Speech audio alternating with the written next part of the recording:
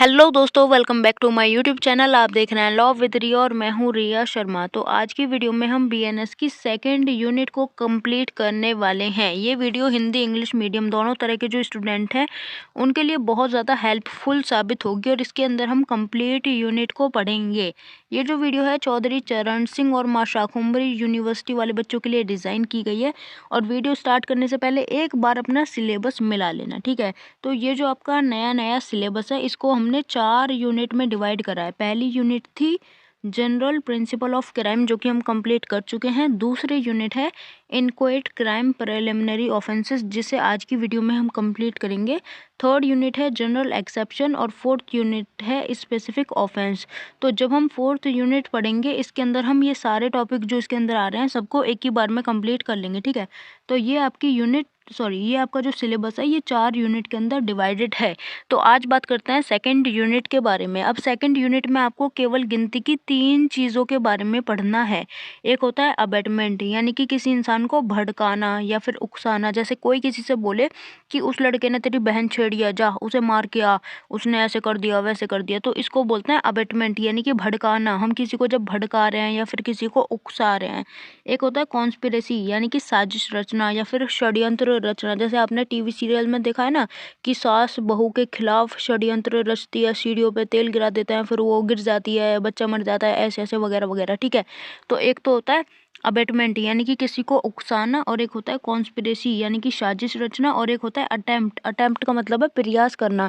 जैसे कि किसी ने आपको गोली मारने का प्रयास किया तो उसे बोलेंगे अटेम्प्ट। गोली आपको लगी या नहीं लगी ये तो एक अलग चीज़ है, लेकिन उसने प्रयास किया यानी कि उसने आपको मारना चाहा, ठीक है।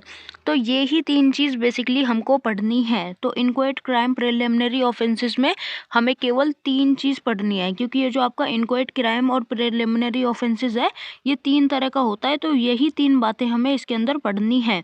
अब अबेटमेंट का मतलब मैंने आपको बता दिया कि इसका मतलब होता है भड़काना या फिर उकसाना, लेकिन हम इसे भड़काना या उकसाना ऐसे नहीं लिख सकते ना। तो इसका प्रॉपर वर्ड है दुष्प्रेरण। दुष्प्रेरण, ठीक है, ये आपको याद करना पड़ेगा। दूसरा है कॉन्स्पिरेसी। कॉन्स्पिरेसी का मतलब होता है साजिश रचना या फिर षड्यंत्र रचना। और तीसरा है अटेम्प्ट, यानी कि प्रयास करना। तो ये जो आपके इनक्वाइट क्राइम होते हैं ये 3 तरह के होते हैं, जो कि मैंने अभी आपको पीछे बताया था कि एक अबेटमेंट होता है भड़काना, एक साजिश रचना और एक प्रयास करना, ठीक है। तो इन्हीं 3 के बारे में हमें बहुत ज़्यादा डिटेल से पढ़ना है। बहुत मेहनत से आपके लिए सारी की सारी हिंदी में स्लाइड बनाई है, उसके बाद उन्हें इंग्लिश में ट्रांसलेट किया है, ठीक है। तो बहुत मेहनत से बढ़िया तरीके से बनाई है। ध्यान से सुनते हुए चलना, सारे के सारे टॉपिक आपके क्लियर हो जाएंगे इसी वीडियो के अंदर। तो सबसे पहले बात करेंगे अबेटमेंट के बारे में। तो अबेटमेंट के बारे में मैंने आपको पहले ही बता दिया। अबेटमेंट का मतलब होता है किसी को भड़काना या फिर उकसाना, ठीक है। तो बीएनएसएस की धारा 50 के अंदर अबेटमेंट यानी कि दुष्प्रेरण को समझाया गया है कि दुष्प्रेरण क्या होता है, ठीक है। तो किसी इंसान को अपराध करने के लिए उकसाना या फिर अपराध करने में उसकी हेल्प करना या उसकी प्लानिंग में पार्टिसिपेट करना, यानी कि उसकी प्लानिंग में उसकी योजना में भाग लेना, तो ये सारा का सारा दुष्प्रेरण कहलाता है। तो अगर आप किसी को उकसा रहे हो भड़का रहे हो तो वो चीज़ भी दुष्प्रेरण कहलाएगी, यानी कि अबेटमेंट कहलाएगी। और अगर आप उसके षड्यंत्र में शामिल होकर उसकी हेल्प कर रहे हो तो वो भी दुष्प्रेरण कहलाएगी। और अगर आप अपराध होने में जानबूझकर उसकी हेल्प कर रहे हो कि हाँ ये अपराध हो जाए तो उसे भी अबेटमेंट यानी कि दुष्प्रेरण कहा जाएगा। अब इसे एग्जाम्पल से समझो। अगर आप किसी से कह रहे हो कि जाकर उसे मार दे, तो ये है उकसाना यानी कि इंस्टिगेशन, यानी कि किसी को जानबूझ के कहना कि जाके उसे मार दे, यानी कि उसे भड़काना, तो ये कहलाएगा उकसाना। दूसरा है कि अपराध की योजना बनाना। तो सामने वाला अपराध की योजना बना रहा है, आप उसे हेल्प कर रहे हो, तो इसे बोलेंगे साजिश में सहायता करना, यानी कि षड्यंत्र में या फिर जो साजिश है उसमें मिलकर सामने वाले को हेल्प करना यानी कि सहायता करना, ठीक है। और थर्ड है अपराध होने में जानबूझकर सहायता देना, यानी कि अपराध हो जाए इसलिए आप सामने वाले पर्सन को ऐड दे रहे हो यानी कि हेल्प दे रहे हो। जैसे कि आप उसे हथियार प्रोवाइड करा रहे हो या फिर आप चाहते हो कि सामने वाला जहर दे के अपनी बीवी को मार दे, अपनी पत्नी को जहर दे के मार दे, तो आप उसे जहर प्रोवाइड करा रहे हो, ठीक है, तो इसी को दुष्प्रेरण यानी कि साजिश बोलेंगे। तो साजिश के कितने प्रकार है? 3 प्रकार हैं। एक तो हो गया किसी को भड़काना, एक हो गया उसके षड्यंत्र में हेल्प करना, और अपराध हो जाए इसलिए भी हेल्प करना उसे, यानी कि चीज़ें प्रोवाइड कराना, जैसे हथियार हो गया, जहर हो गया, इस तरीके से, ठीक है। तो ये हो गया आपका दुष्प्रेरण के बारे में। अब ये तो हो गया कि दुष्प्रेरण होता क्या है, लेकिन जो इंसान भड़काता है उसे बोलते हैं दुष्प्रेरक यानी कि एबेटर। दुष्प्रेरण, अब ध्यान से सुनो, दुष्प्रेरण यानी कि अबेटमेंट का मतलब होता है भड़काना या फिर हेल्प करना, ठीक है। तो दुष्प्रेरण और अबेटमेंट का मतलब होता है भड़काना, लेकिन जो आदमी भड़का रहा है उसे क्या बोलेंगे? उसे बोलेंगे एबेटर यानी कि दुष्प्रेरक। तो जो व्यक्ति उकसाता है या फिर षड्यंत्र में हेल्प करता है या फिर अपराध को करने में हेल्प करता है उसे दुष्प्रेरक यानी कि एबेटर बोला जाता है, धारा 51 के अकॉर्डिंग, ठीक है। और ये वेरी शॉर्ट में क्वेश्चन बन सकता है कि एबेटर यानी कि दुष्प्रेरक से आप क्या समझते हो, तो ये आपको पता होना चाहिए। अब देखते हैं गंभीर अपराधों में दुष्प्रेरण यानी कि एबेटमेंट इन सीरियस ऑफेंसेस। तो सीरियस ऑफेंसेस कौन कौन से होते हैं? गंभीर अपराध वो सबको पता है, जैसे कि हत्या कर देना, डकैती कर देना या फिर अपहरण कर लेना यानी कि किडनैपिंग। तो इन जैसे गंभीर अपराधों में दुष्प्रेरण अगर कोई करता है यानी कि किसी को भड़काता है या फिर उकसाता है तो उसे भी दंड मिलेगा, यानी कि उसे वो ही दंड मिलेगा जो मुख्य अपराधी को मिलेगा। जैसे कि ए ने बी को भड़काया कि सी को किडनैप कर ले, ए ने बी को भड़काया कि जा ये एक लड़की है इसे किडनैप करके लिया या फिर इसकी हत्या कर दे, ठीक है। तो अगर बी ने ये काम कर दिया तो बी को तो दंड मिलेगा ही मिलेगा, लेकिन ए को भी दंड मिलेगा। क्यों? क्योंकि ए ने भड़काया है, ए के कहने पर ही तो बी गया है सी का अपहरण करने यानी कि सी को किडनैप करने, ठीक है। तो जिस तरह से ऐब करने वाला यानी कि कांड करने वाला इंसान जिम्मेदार है, उसी तरह से जो इंसान भड़काएगा वो भी बराबर जिम्मेदार है, ठीक है। एग्जाम्पल, यदि कोई व्यक्ति हत्या के लिए उकसाता है कि जा जाके इस इंसान की हत्या कर दे, तो वो भी हत्या का दोषी माना जाएगा। यानी कि जो पर्सन हत्या के लिए उकसा रहा है या फिर भड़का रहा है वो भी इक्वल यानी कि इक्वल लायबल है, वो भी इक्वल लायबल है उस क्राइम के लिए, ठीक है। तो अबेटमेंट इन सीरियस ऑफेंसेस हम समझ चुके कि अगर कोई सीरियस ऑफेंस के लिए भड़का रहा है किसी को, तो जो आदमी सीरियस ऑफेंस कर रहा है उसके साथ साथ भड़काने वाला पर्सन भी इक्वल रिस्पॉन्सिबल है। अब देखते हैं अपराध की योजना छुपाना ये क्या होता है। तो ये आता है बीएनएस की धारा 193 में। तो अगर कोई व्यक्ति जानता है कि फलाना जगह पे ये वाला अपराध होने वाला है या ये पर्सन इस पर्सन को मार देगा, ठीक है, तो किसी व्यक्ति को पता है कि अपराध होने वाला है और वो इस जानकारी को छुपाता है, ना तो पुलिस को बता रहा है ना फिर सार्वजनिक रूप से किसी को बता रहा है, ठीक है, तो वो भी दुष्प्रेरण का अपराधी होगा। क्यों? क्योंकि ऐसा माना जाएगा कि उसने दुष्प्रेरण में सहायता करी है, सामने वाले की सहायता करी है। क्योंकि अगर वो पुलिस को बता देगा कि ये इंसान इस इंसान को मारने जा रहा है तो पुलिस उसे गिरफ्तार कर लेगी, पुलिस ऐसा होने नहीं देगी। तो ऐसा माना जाता है कि इस इंसान ने इस क्राइम को छुपाया है, ये जो क्राइम होने वाला था इसे छुपाया है, तो उसने हेल्प करी है कि हाँ भाई तू ये काम कर, मैं किसी को नहीं बता रहा।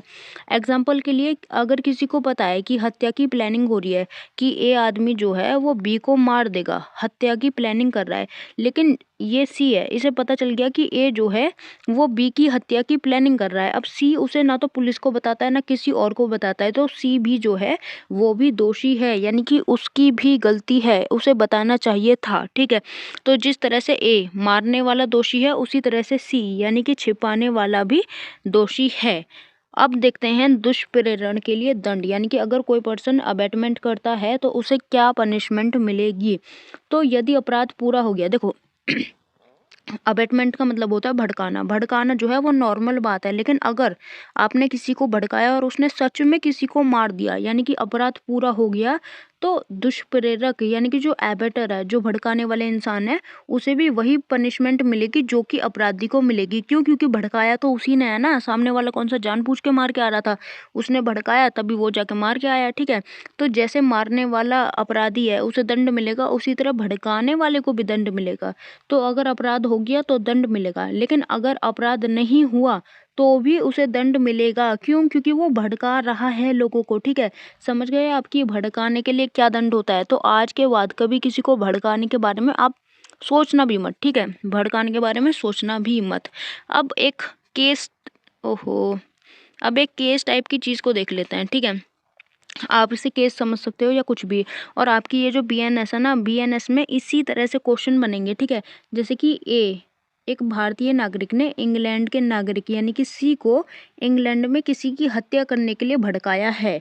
अब सी जो है वो सच में किसी की हत्या कर देता है तो ए की क्या लायबिलिटी होगी, क्योंकि ए ने उसे भड़काया है। ठीक है, तो इस तरीके से क्वेश्चन आपके बीएनएस में बहुत ज़्यादा बनेंगे, इसलिए मैं आपको सजेस्ट करती हूँ कि प्रीवियस ईयर के क्वेश्चन पढ़ो। पढ़ने बहुत हद से भी ज़्यादा ज़रूरी है। ठीक है, क्योंकि थ्योरेटिकल जो बातें हैं वो आप बहुत आसानी से समझ जाओगे, क्योंकि बीएनएस बहुत आसान है। लेकिन इस तरह की सिचुएशन आपके सामने आएंगी वो आपको सॉल्व करनी पड़ेंगी। वैसे बहुत आसान है, अगर आप किसी क्वेश्चन को ध्यान से पढ़ लोगे ना आप बहुत बहुत बहुत आसानी से सॉल्व करके आ जाओगे। ठीक है, तो यहाँ पे क्या केस है, यहाँ पे केस है कि ए नाम का एक इंसान है, वो भारत का नागरिक है, उसने सी को भड़काया है। सी कहाँ का है, सी है इंग्लैंड का। तो ए ने सी को भड़काया है कि इंग्लैंड में किसी इंसान की डेथ कर दे। ठीक है, अब सी ने वो डेथ कर दी, अब ए का क्या होगा, ए की क्या जिम्मेदारी है। ठीक है, तो विदेश में होने वाले अपराध की जो दुष्प्रेरण है वो भारत में दंडनीय है, क्योंकि भारत में जो बीएनएस है, बीएनएस का सेक्शन 4(1) बताता है कि भारतीय नागरिक अगर भारत के बाहर अपराध करते हैं तो भारत में भी उनका विचारण अर्थात ट्रायल हो सकता है। और दुष्प्रेरण भारत में की गई, यानी कि ये जो आदमी है जो भड़का रहा है, ए नाम का आदमी, ये भारतीय नागरिक है, इसने दुष्प्रेरण की है और हत्या वास्तव में हो गई, यानी कि ए ने सी को भड़काया और सी ने हत्या भी कर दी। इसलिए दुष्प्रेरक को वही दंड मिलेगा जो हत्या करने वाले को मिलता है। ये हमने बिल्कुल अभी अभी पीछे पढ़ा था यहाँ पे कि दुष्प्रेरण के लिए क्या दंड मिलेगा, अगर आप किसी को भड़का रहे हो तो क्या दंड मिलेगा। तो यहाँ पे भी वही बात है कि ए ने सी को भड़काया, तो जो भारत के कोर्ट है ना, यानी कि जो भारत के न्यायालय हैं, वो इस मामले पे ट्रायल चला सकते हैं, और ए ने सी को भड़काया है तो ए भी इसके लिए पूरा पूरा जिम्मेदार है। अब अगर हम इस केस का, ये जो केस है, इस केस का निष्कर्ष देखें, यानी कि ए की जिम्मेदारी देखें कि अब ए की जिम्मेदारी क्या होगी, तो वो समझो, ए ने हत्या के लिए सी को भड़काया तो ये जो है ये कहलाएगा अबेटमेंट, यानी कि दुष्प्रेरण, क्योंकि किसी को भड़काना या फिर किसी की हेल्प करना ये सब दुष्प्रेरण की कैटेगरी में आता है। ठीक है, ए ने भड़काया सी को अपराध करने के लिए, सी ने अपराध कर दिया, अपराध पूरा हो गया, यानी कि हत्या कर दी उसने। तो इसलिए ए जो है वो हत्या का दुष्प्रेरक है, यानी कि उसने हत्या के अबेटमेंट में, मतलब उसे गिरफ्तार किया जा सकता है या उसे दंडित किया जा सकता है, क्योंकि उसने किसी न किसी की हत्या के लिए अगले आदमी को भड़काया है। तो ए पर बीएनएस के सेक्शन 55 सहपठित धारा 103 अर्थात मर्डर की दुष्प्रेरण का मामला चलेगा, यानी कि मर्डर का दुष्प्रेरण, मर्डर के लिए भड़काना। तो ए को वही दंड मिल सकता है जो हत्या करने वाले को मिलता है।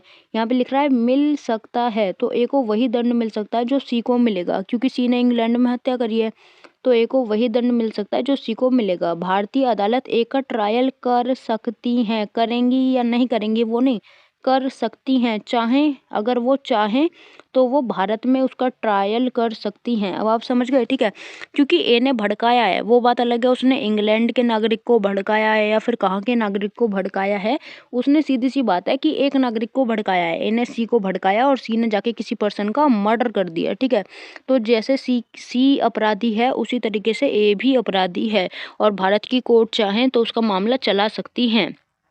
तो अबेटमेंट क्या है हमने भाई कसम से अच्छे से पढ़ लिया। अब बात करते हैं क्रिमिनल कॉन्स्पिरेसी के बारे में। तो इसे आपराधिक षड्यंत्र या फिर साजिश के नाम से भी जाना जा सकता है। साजिश एक और आ लगा लेना, ठीक है, साजिश।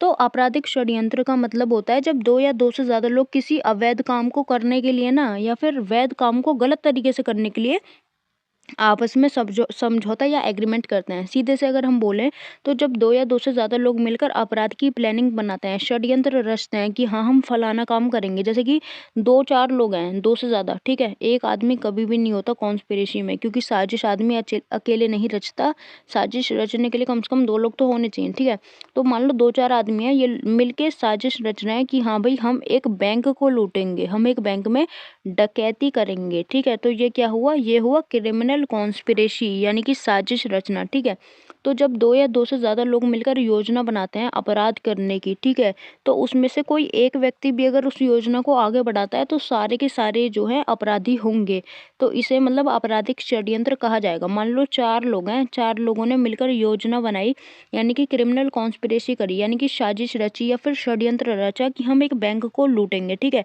अब उनमें से 2 लोग जो है वो बैंक लूटने गए, एक आदमी बाहर खड़ा था गाड़ी के पास और एक आदमी बाहर गेट पे गन लेके खड़ा हो गया। तो ये जो चारों है ना, चारों के चारों का अपराध माना जाएगा। ऐसे नहीं बोलेंगे कि बैंक तो 2 लोगों ने लूटा है, ये तो बाहर खड़े थे। भाई ये भी साथ में थे, ठीक है, इन्होंने भी मिलके षड्यंत्र रचा है, तो ये भी बराबर लायबल होंगे, ठीक है। आई होप आप समझ गए होंगे कि आपराधिक षड्यंत्र का क्या मतलब होता है, यानी कि साजिश रचना, जैसे कि टीवी सीरियल में रचते हैं, बचपन से देखते आ रहे होगे नाटक, तो वही इसका मतलब है। अब देखते हैं आपराधिक षड्यंत्र के आवश्यक तत्व, यानी कि इसके अंदर क्या क्या पाया जाता है। तो सेक्शन 61 के अकॉर्डिंग 2 या 2 से ज़्यादा आदमी होने चाहिए, क्योंकि एक आदमी साजिश नहीं रचता, ठीक है। दूसरा है कोई ना कोई समझौता, यानी कि एग्रीमेंट होना चाहिए। तो समझौता मौखिक भी हो सकता है, लिखित भी, जैसे कि 2 से ज़्यादा लोग आपस में मिलकर समझौता कर रहे हैं कि हम ये करेंगे, वो करेंगे, मारेंगे, पीटेंगे, इस तरह, ठीक है। तो इनका जो समझौता है वो मौखिक भी हो सकता है, लिखित भी, और किसी इशारे से भी बन सकता है, जैसे कि 2 लोग इशारा करके चलो उसे मारने चल रहे हैं, इस तरह से, ठीक है। तो सिर्फ इरादा काफ़ी नहीं होता, कॉन्ट्रैक्ट भी होना चाहिए, ठीक है, यानी कि समझौता होना चाहिए एक तरह से कि हाँ भाई हम जाके ये वाला काम करेंगे या फिर ये अपराध करेंगे। अगला है उद्देश्य अवैध होना, यानी कि किसी वैध काम को अवैध तरीके से करना या फिर डायरेक्टली किसी अवैध काम को करना, तो ये भी साजिश कहलाएगा। अगला है षड्यंत्र को आगे बढ़ाने के लिए कोई एक काम किया गया हो, यानी कि इसे ओवर एक्ट बोलते हैं, कि मान लो 4 लोगों ने मिलकर साजिश तो रच ली, आपराधिक षड्यंत्र तो रच लिया, लेकिन कोई कदम ही नहीं बढ़ाया। जैसे उन्होंने षड्यंत्र रच लिया कि हम एक बैंक को लूटेंगे, ठीक है, लेकिन कोई गया ही नहीं बैंक को लूटने, तो ये तो अपराध नहीं है ना। तो इसके लिए इम्पोर्टेंट है कि आगे बढ़ा जाए, यानी कि कोई आदमी कोई काम करे, जैसे कि हथियार खरीद रहा है या फिर नक्शा बना रहा है कि हम यहाँ से जाएंगे, अंदर से चोरी करेंगे, इस तरह से, या फिर स्थान को चूज कर रहा है, या फिर जो सोर्सेज है उनकी व्यवस्था कर रहा है, तो इसे बोलते हैं षड्यंत्र को आगे बढ़ाने के लिए किया गया काम। जैसे कि षड्यंत्र रच लिया कि मैं इस इंसान का मर्डर कर दूंगी, ठीक है, और फिर मैं मर्डर के लिए हथियार खरीद रही हूँ, ठीक है, तो ये कहलाएगा प्रॉपर क्रिमिनल कॉन्स्पिरेंसी, यानी कि प्रॉपर आपराधिक षड्यंत्र। अगला है सीक्रेसी, यानी कि गोपनीयता। तो अधिकतर जो षड्यंत्र है ना वो सीक्रेट रखे जाते हैं। ऐसे नहीं होता ना कि आपने माइक ले लिया और आप चिल्ला चिल्ला के बता रहे हो कि मैं इस इंसान को मारूंगी। तो षड्यंत्र जो होता है ना, ये जो साजिश रची जाती है ये गुप्त रखी जाती है, यानी कि सीक्रेट रखी जाती है। पर ये कोई कानूनी तत्व नहीं है, बस स्वभाव है, यानी कि नेचर है कि जो लोग साजिश रचते हैं ना वो सीक्रेटली काम करते हैं। अब देख लेते हैं ये जो क्रिमिनल कॉन्स्पिरेसी है और जो अबेटमेंट है, इन दोनों में क्या अंतर है, यानी कि जो आपराधिक षड्यंत्र है और जो दुष्प्रेरण है, इन दोनों में क्या अंतर है, ठीक है। तो जो आपराधिक षड्यंत्र होता है इसमें कम से कम 2 लोग आपस में समझौता करते हैं कि भाई हम ये वाला क्राइम करेंगे। लेकिन जो आपका अबेटमेंट होता है वो एक व्यक्ति भी कर सकता है, यानी कि एक इंसान भी सामने वाले को उकसा सकता है, भड़का सकता है, उसके लिए ज़्यादा लोगों की ज़रूरत नहीं होती, भड़का केवल एक इंसान भी देगा, ठीक है। लेकिन क्रिमिनल कॉन्स्पिरेसी के लिए कम से कम 2 लोग तो चाहिए ही चाहिए। अगला है कि षड्यंत्र में मुख्य तत्व जो है वो एग्रीमेंट होता है, यानी कि बैठ के एक तरह से कॉन्ट्रैक्ट करते हैं, एग्रीमेंट सा करते हैं कि हम ऐसे करेंगे वैसे करेंगे, इस तरह से, ठीक है। जबकि दुष्प्रेरण में जो मेन चीज़ है वो है उकसाना, यानी कि आपने किसी को उकसाया या भड़काया, ठीक है, या आपने उसे सहायता दी या फिर उसे प्रोत्साहित करा कि हाँ भाई कर दे ये काम कर दे, मार दे उसे, मार दे, ठीक है, इस तरीके से। अगला है कि षड्यंत्र में अपराध पूरा ना हो तब भी केवल योजना से अपराध पूरा हो जाता है, यानी कि अगर आप किसी के खिलाफ षड्यंत्र रच रहे हो तो वो भी एक तरह से अपराध है। लेकिन अगर दुष्प्रेरण की हम बात करें तो दुष्प्रेरण में अपराध का परिणाम या कम से कम प्रयास होना इम्पोर्टेंट है। तो किसी को भड़काना ही खाली अपराध नहीं है, आपने किसी को भड़का दिया, उसने कुछ भी नहीं करा तो वो चीज़ अपराध नहीं है, ठीक है। दुष्प्रेरण के लिए इम्पोर्टेंट है कि अपराध का परिणाम निकल के आए या फिर सामने वाला उसका प्रयास करे, ठीक है। इसके सिवा मेन अंतर एक ये भी है कि षड्यंत्र गुप्त रूप से किया जाता है। आदमी अगर कोई साजिश रचेगा तो भाई बंद कमरे में तो साजिश रचेगा, कुछ ना कुछ धीरे से, मतलब शांति से, चुपचाप ही तो करेगा, ठीक है। जबकि जो दुष्प्रेरण है, यानी कि भड़काते जो हैं, वो खुले में भी हो सकता है और छिपे में भी हो सकता है, ठीक है। तो 4 लोगों के सामने भी तुम किसी को भड़का सकते हो या फिर तुम उसे सीक्रेटली भी भड़का सकते हो। अगला है कि षड्यंत्र में किसी एक व्यक्ति के द्वारा आगे बढ़ने वाला जो काम है वो किया जाए तो सभी षड्यंत्रकारी दोषी होते हैं, ठीक है। जो कि मैंने आपको बताया भी था, मान लो 4 लोगों ने षड्यंत्र रचा बैंक को चोरी करने का, ठीक है। तो अगर षड्यंत्र में किसी एक व्यक्ति ने भी आगे बढ़कर काम कर दिया तो सभी दोषी होंगे। तो 4 में से एक आदमी बैंक में गया चोरी करने के लिए और 3 बाहर खड़े थे, तो ये चारों के चारों ही लायबल होंगे, चारों के खिलाफ ही केस चलेगा, ठीक है। जबकि दुष्प्रेरण में हर व्यक्ति की भूमिका अलग देखी जाती है। जैसे कि मान लो 4 लोग खड़े थे, एक आदमी भड़का रहा था, दूसरा कह रहा था अरे नहीं यार ऐसे नहीं, ऐसे नहीं करना, ठीक है। तो हर कोई जो इंसान है उसकी भूमिका अलग अलग है। अगला है कि दुष्प्रेरण में अपराध जो है वो उकसाने या मदद करने से बनता है। जैसे कि आप किसी को भड़का रहे हो, उकसा रहे हो या आप उसकी मदद कर रहे हो, ठीक है, अपराध करने में मदद कर रहे हो, तो ये सब दुष्प्रेरण कहलाएगा। लेकिन षड्यंत्र में जो अपराध है वो सहमति बनते ही पूर्ण माना जाता है। जैसे कि 4 लोगों ने आपस में सहमति बनाई कि हाँ भाई हम उस इंसान को मारेंगे या फिर हम उस बैंक को चोरी करेंगे, तो जैसे ही वो सब सहमति बनाते हैं, एग्रीमेंट सा करते हैं, वैसे ही अपराध पूर्ण माना जाता है। अगला है कि दुष्प्रेरण का जो दंड है वो मुख्यतः अपराध के बराबर होता है। यानी कि अगर आप किसी को भड़का रहे हो और आपने उसे भड़का दिया और उसने जाके सामने वाले इंसान को मार दिया, तो जैसे उसने मारा वो क्रिमिनल है, वैसे ही आप भी क्रिमिनल हो क्योंकि आपने भड़काया है, ठीक है। जबकि षड्यंत्र में दंड जो है वो योजना की प्रकृति और गंभीरता पर निर्भर करता है कि आपने कितना बड़ा षड्यंत्र रचा है, नॉर्मल षड्यंत्र है या फिर ज़्यादा बड़ा षड्यंत्र है, इस तरीके से, ठीक है। तो ये बात हो गई इसके बारे में, आपराधिक षड्यंत्र और दुष्प्रेरण में क्या अंतर है। अब एक और प्रीवियस ईयर का मैंने आपका एक क्वेश्चन देखा था, इसमें 2 लवर्स का केस था। इसमें मतलब ऐसे कंडीशन दे देते हैं और फिर आपको उसे सॉल्व करके लिखना पड़ता है, ठीक है। बहुत बेसिक है, अगर पढ़ोगे तो समझ में आ ही जाएगा, लेकिन फिर भी इसलिए मैं बार बार बोल रही हूँ प्रीवियस ईयर के क्वेश्चन सॉल्व करो क्योंकि ये चीज़ ज़्यादा आती है, ठीक है। तो क्या केस था कि एक लड़का था और एक लड़की, उनके पेरेंट्स ने शादी की परमिशन नहीं दी, यानी कि पेरेंट्स ने मना कर दिया। तो दोनों ने सोचा कि हम आत्महत्या यानी कि सुसाइड कर लेंगे, तो दोनों ने आत्महत्या करने का फैसला किया और सुनसान जगह पे चले गए। पर कुछ समय के बाद उन्हें अकल आ गई, यानी कि सद्बुद्धि आई और उन्होंने आत्महत्या करने का विचार छोड़ दिया, यानी कि उन्होंने कहा कि चलो अब नहीं कर रहे हम सुसाइड, ठीक है। तो क्वेश्चन ये है कि क्या इन दोनों ने कोई अपराध किया है, ये अपराध के दोषी हैं, ठीक है। तो वही हमें समझना है।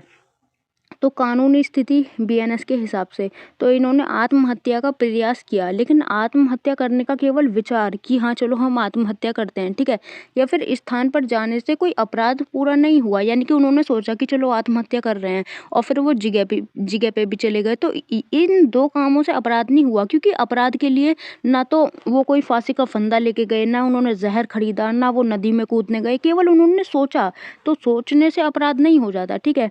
क्योंकि आपराधिक षड्यंत्र भी नहीं बना यहाँ पे, क्योंकि जो 2 व्यक्ति है उनका समझौता भले ही बना हो पर उन्होंने आगे बढ़ने वाला कदम नहीं उठाया, उन दोनों ने समझौता करा, यानी कि एक तरह से षड्यंत्र रचा कि चल हम चल के ये करते हैं, यानी कि हम सुसाइड कर लेते हैं। तो उन्होंने बेशक यहाँ पे षड्यंत्र रचा हो लेकिन वो आपराधिक षड्यंत्र नहीं बना। क्यों? क्योंकि उन्होंने समझौता तो कर लिया कि हम मरेंगे, लेकिन उन्होंने आगे बढ़ने वाला काम नहीं किया, यानी कि उन्होंने कदम नहीं उठाया। तो दोनों ने आत्महत्या करने की तैयारी नहीं की, जैसे कि ना तो उन्होंने जहर खरीदा, ना उन्होंने फांसी का फंदा बनाया, ना वो नदी में कूदे, ना उन्होंने कोई ना कोई हथियार तैयार रखा। तो उन्होंने नॉर्मली अपने दिमाग में बस वो विचार लेके आए और वो उस जगह पे जाके खड़े हो गए। तो इसका मतलब ये नहीं है कि ये कोई अपराध हो गया। दूसरी बात, पहली बात तो ये हो गई कि उन्होंने कदम नहीं उठाया ऐसा, और दूसरी बात यह है कि उन्होंने इरादा जो बनाया था वो भी छोड़ दिया। यानी कि कानून कहता है कि अगर व्यक्ति अपराध की योजना को छोड़ रहा है तो केवल इरादा या तैयारी अपराध नहीं है, क्योंकि उन्होंने ये चीज़ अपने दिमाग से निकाल दी कि हाँ हम सुसाइड करेंगे, उन्होंने छोड़ दिया अपना इरादा, उन्होंने बोला चलो नहीं करते, ठीक है, फिर उन्हें सद्बुद्धि आ गई, चले गए वापस, ठीक है, तो ये अपराध नहीं है। तीसरी बात, आत्महत्या के लिए षड्यंत्र खुद में कोई विशेष रूप से दंडनीय नहीं है, ठीक है। तो क्योंकि षड्यंत्र तब दंडनीय होगा जब वो अवैध काम हो या फिर वैध काम आपने गलत तरीके से किया है, या फिर करने का एग्रीमेंट और ओवर एक्ट हो, या फिर ओवर, यहाँ पर ये जो केस था यहाँ पे ओवर एक्ट ही नहीं था, ठीक है। जैसे कि आपने कुछ करने का समझौता करा कि हाँ हम बैंक लूटेंगे या फिर हम सुसाइड कर लेंगे, ठीक है, और आपने कदम भी उठा लिया, तब तो वो गलत होता। लेकिन यहाँ पे तो कोई ओवर एक्ट हुआ ही नहीं। क्यों? क्योंकि आप गए उस जगह पे लेकिन आपने खुद को कुछ करा नहीं, ना तो आपने कोई जहर पिया, ना आप कोई नदी में कूदे, ना आपने कोई फांसी का फंदा लगाया, ठीक है। तो कहने का जो निष्कर्ष है वो ये है कि दोनों प्रेमी किसी भी अपराध के दोषी नहीं है। क्यों? क्योंकि केवल आत्महत्या का निश्चय करना या आत्महत्या की जगह पे जाना अपराध नहीं है, बल्कि उसके लिए इम्पोर्टेंट है कि आप कुछ करके दिखाओ सच में। जैसे आपने जहर पी लिया, सच में आपने फांसी का फंदा लगा लिया, तो वो तो माना जाएगा, लेकिन आपने केवल दिमाग में सोचा, ठीक है, और आप उस जगह पे चले गए, इसका मतलब ये नहीं है कि आप अपराध आपने कर दिया, ठीक है। तो उन्होंने अपराध करने से पहले ही अपना इरादा छोड़ दिया, इसलिए वो आपराधिक षड्यंत्र न आत्महत्या का प्रयास है और ना ही दुष्प्रेरण के दोषी हैं। तो ना तो उन्होंने आत्महत्या का ट्राई किया है और ना ही उन्होंने एक दूसरे को भड़काया है। तो सीधे से कहने का मतलब एक लाइन का इतना है कि केवल आत्महत्या के बारे में सोचने से या फिर उस जगह पे जाने से अपराध जो है वो नहीं हो जाता, ठीक है। इतना सा इसका कहना है। अब हमने क्रिमिनल कॉन्स्पिरेसी और अबेटमेंट 2 चीज़ पढ़ ली हैं, यानी कि भड़काना, साजिश, ये दोनों चीज़ें हमने पढ़ ली हैं। अब हमें पढ़ना है अटेम्प्ट, यानी कि प्रयास के बारे में कि प्रयास क्या होता है। तो प्रयास जैसे अटेम्प्ट का मतलब होता है ट्राई करना, जैसे कि यूपीएससी के अटेम्प्ट हम देते हैं, अटेम्प्ट करते हैं, यानी कि क्वेश्चन अटेम्प्ट करते हैं, उसी तरह से, ठीक है। तो अटेम्प्ट का मतलब होता है प्रयास करना। तो ये वो कंडीशन होती है जब कोई इंसान किसी अपराध को करने का इरादा अपने मन में रखता है, ठीक है, और अपराध को अंजाम देने के लिए कोई कदम उठाता है, पर वो अपराध पूरा नहीं हो पाता। तो यहाँ पे उसने क्या किया, यहाँ पे उसने कदम उठाया, यानी कि उसने प्रयास किया, अटेम्प्ट किया, ठीक है, लेकिन वो अपराध पूरा नहीं हो पाया। तो इसे ही बोलते हैं अटेम्प्ट करना, यानी कि एक ट्राई देना। तो अब इसका मेन पॉइंट क्या है, पहला है कि केवल इरादा जो है वो अपराध का प्रयास नहीं बनता।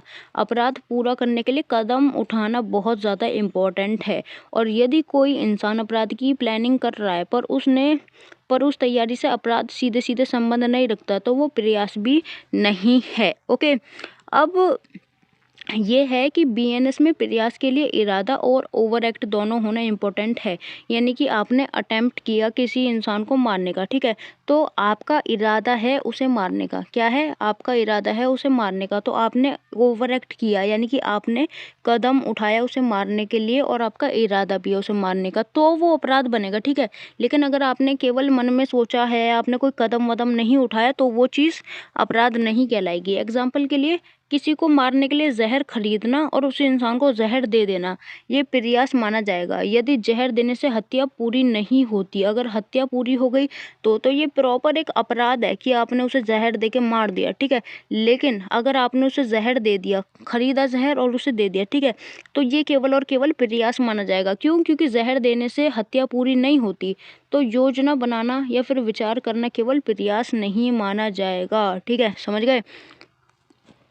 तो ये था आज का लेक्चर। अगर आपको ज़रा भी कुछ समझ में आया हो तो कमेंट करके बताना। आपको कोई दिक्कत रही हो या कुछ ना समझ में आया हो तो भी आप मुझे कमेंट करके बता सकते हैं। टेलीग्राम चैनल ज़रूर फॉलो कर लेना, क्योंकि यहाँ पे वीडियो के बाद आपको पीपीटी मिल जाएगी और बहुत सारी इम्पोर्टेंट जो अपडेट होती हैं वो भी हम यहाँ पर शेयर करते हैं। लॉ विथ रिया नाम से टेलीग्राम चैनल है, ज़रूर फॉलो कर लेना। और ये मेरा नंबर है, यहाँ पर आप DM कर सकते हैं फॉर पेड नोट्स और सॉल्व प्रीवियस ईयर क्वेश्चन, ठीक है। So thanks for watching. जय हिंद, जय भारत।